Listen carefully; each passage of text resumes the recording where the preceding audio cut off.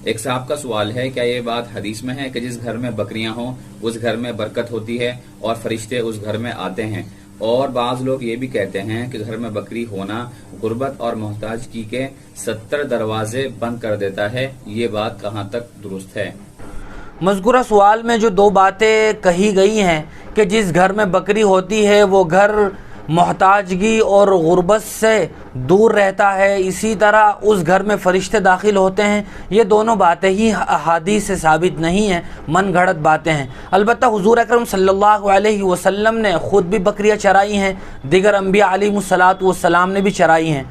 और आप सल्लल्लाहु अलैहि वसल्लम से एक रिवायत है जो मुअज्जम कबीर तबरानी में है और इब्न माजा में है, आपने हज़रत उम्मे हानी रज़ी अल्लाह ताला अन्हा से ये बात फरमाई थी, इत्तखिज़ी गनमन फ़इन्ना फ़ीहा बरकतुन औ कमा क़ाल सल्लल्लाहु अलैहि वसल्लम, कि तुम भेड़ बकरियों को पालो चूँकि उनमें बरकत है। लिहाजा ये बात तो साबित है। इस बात के नतीजे में अगर कोई आदमी भेड़ बकरियां पालता है तो अल्लाह की ज़ात से उम्मीद है कि उसके घर में खैर व बरकत होगी, लेकिन उसके साथ ये बातें जोड़ देना कि उस घर में फ़रिश्ते होते हैं, रहमत के फ़रिश्ते, या ये कि वो घर गुर्बत से दूर होता है, ये बातें मनगढ़ंत हैं, हदीस से साबित नहीं है।